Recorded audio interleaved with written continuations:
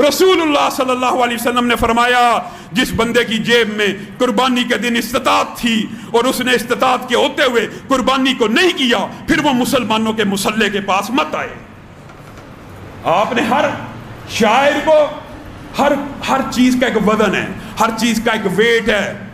कौन कहता है गरीब की मदद ना करो? कौन कहता है जहेज ना बनाओ? वो भी बनाओ, सारा साल मदद करो, सारा साल आटा पहुंचाओ, लेकिन आज कुर्बानी का दिन आया है, आज तुमने बकरे को ज़बह करना है, गाय को ज़बह करना है, ऊंट को ज़बह करना है और उसका गोश्त गरीबों के घरों में पहुंचाना है। क्यों?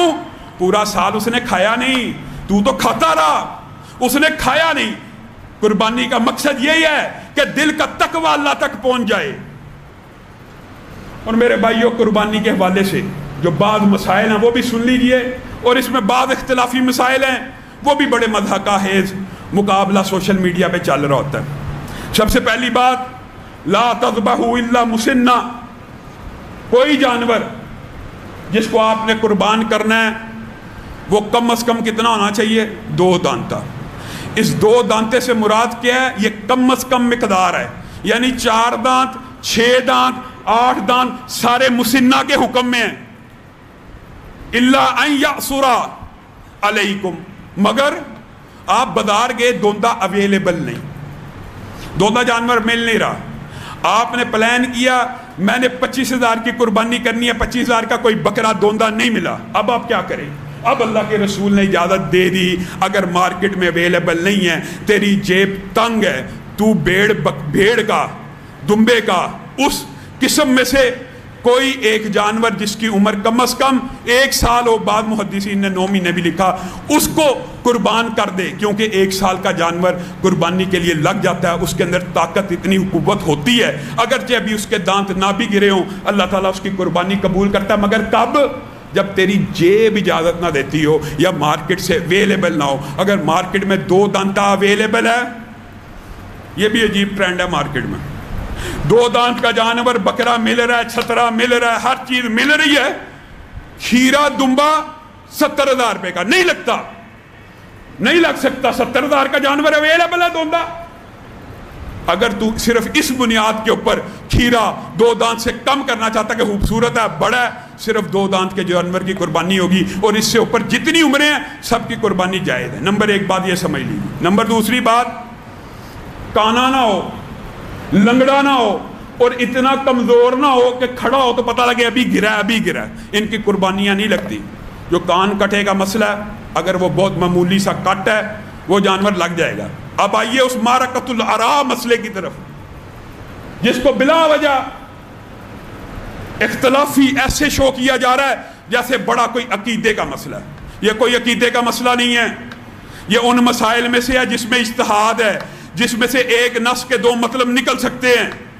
इसलिए जो एक के कायल हैं वो दूसरे के ऊपर तान ना करें, जो दूसरे के कायल हैं वो पहले के ऊपर तान ना करें। मसला क्या है?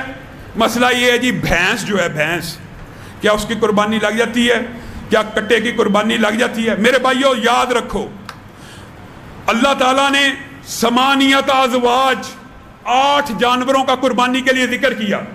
नर मादा अगर निकाल दी जाए तो 4 जानवर। समानियत अज़वाज का मतलब 8 जोड़ों में सिर्फ 8। कौन सा? बकरा, गाय, ऊंट और भेड़। भेड़ के अंदर तशरीह में रसूलुल्लाह ने दुम्बे को भेड़ में शामिल किया। हम मानते हैं, कोई इतराज की बात नहीं। ये वो 8 जोड़े हैं जिनको कुर्बानी के लिए अल्लाह की बारगाह में पेश किया जाएगा। बाद लोग ये समझते हैं कि हर हलाल जानवर की कुर्बानी जायज़ है। नहीं मेरे भाइयों, इन 8 के अलावा हर हलाल जानवर की कुर्बानी जायज़ नहीं है। रसूलुल्लाह सल्लल्लाहु अलैहि वसल्लम ने कुरान की आयत ही वादे है कि ये 8 जानवर कुर्बानी के लिए हैं। उसके बाद रसूलुल्लाह की सुन्नत वादे है।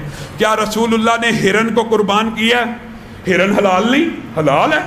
जब हलाल है तो कुर्बानी भी जरूरी है? नहीं जरूरी, होगी ही नहीं। हिरन की कुर्बानी नहीं हो सकती, 12 सिंगे की कुर्बानी नहीं हो सकती, पाड़ा की कुर्बानी नहीं हो सकती, उड़ियाल की कुर्बानी नहीं हो सकती। ये जितने जानवर, सैकड़ों की तादाद है हलाल जानवर। हलाल जानवर तो सैकड़ों हैं, क्या सबकी कुर्बानी होगी? नहीं, सिर्फ इन 4 जोड़ों की, यानी 8 कुल नर मादा मिला के और 4 जिनस के एतबार से। ये मसला है। अब इस मसले के अंदर इख्तिलाफ क्या पैदा हुआ? इख्तिलाफ ये है जी جو بھینس ہے اور کٹا ہے کیا یہ گائے کی قسم ہے یا نہیں؟ یہ اختلاف ہے معمولی سا، عام فہم سا، یہ کوئی فقہ حنفی اہل حدیث کا اختلاف نہیں ہے، یہ بھی سمجھ لیجیے۔ اہل حدیث کے اندر دونوں طرف جید علماء، احناف کے اندر جید علماء، بریلویوں میں جید علماء۔ اختلاف کیا؟ لغوی اعتبار سے، آیا جو بھینس ہے کیا وہ گائے کی قسم ہے بھی ہے کہ نہیں؟ ایک بات میں کہنا چاہتا ہوں میرے بھائیوں، جو کسی سپیشی کی قسم اور نسل ہوتی ہے بالعموم اس کا یہ کلیہ ہوتا ہے کہ اس کے ساتھ جفتی یعنی انٹرکورس اور جمع ہو جاتا ہے۔ گائے کا بھینس کے ساتھ کبھی انٹرکورس نہیں ہو سکتا، حتیٰ کہ گھوڑے کا گدھے کے ساتھ انٹرکورس ہو جاتا ہے، کیونکہ سائنٹیفکلی اور جینیٹیکلی ان کی فیملی اوپر جا کے ایک ہے، اور گائے اور بھینس کی فیملی ایک نہیں ہے۔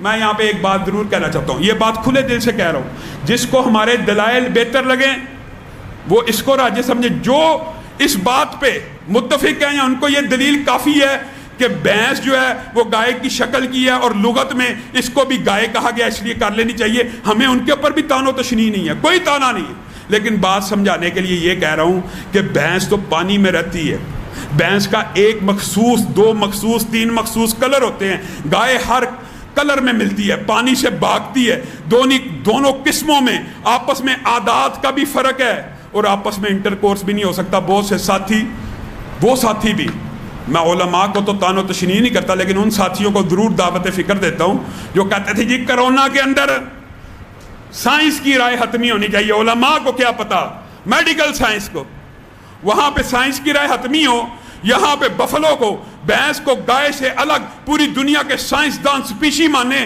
یہاں پہ سائنس نہیں، یہاں پہ لغت چلے گی جی، لغت میں ایک جیسی ہیں، رسول اللہ صلی اللہ علیہ وسلم سے نہ بھینس کی قربانی ثابت ہے نہ کٹے کی، البتہ ابتدائی میں علماء نے زکوٰۃ کے اندر ان کو ایک جنس میں ماننا، جس کی وجہ سے امت کے اندر یہ دو رائے موجود ہیں کہ اس کی قربانی بھی ہو سکتی ہے۔ اب یہاں پہ رکیے، سمجھ لیجئے، بھینس اور کٹے کی قربانی تب کرنی چاہیے، مثال دے رہا ہوں، بالفرض ان کا موقف مان لیا کہ یہ گائے ہی کی ایک قسم ہے نہیں ہے، لیکن کب کرنی چاہیے؟ جب مارکیٹ میں گائے ختم ہے، جب مارکیٹ میں اونٹ نہیں مل رہا، جب مارکیٹ میں بکرا چھترا دمبا نہیں مل رہا، پھر آپ یہ اجتہاد کریں کہ یہ بھی گائے کی ایک قسم ہے، اس کو بھی قربانی میں ڈال دیا جائے تو بات کہیں سمجھ آتی ہے۔ لیکن جب مارکیٹ میں وافر وہ 8 جوڑے جن کو اللہ نے نام لے کے آپ کے لیے کہہ دیا قربانی میں صرف یہ 8 جوڑے لگیں گے، آپ کو چاہیے آپ صرف انہی 8 جوڑوں میں رہیے، کیا اشکال، یہ کیا وہم، اس طرح کی باتوں میں نہیں پڑنا چاہیے۔ اللہ رب العزت جو کہا گیا جو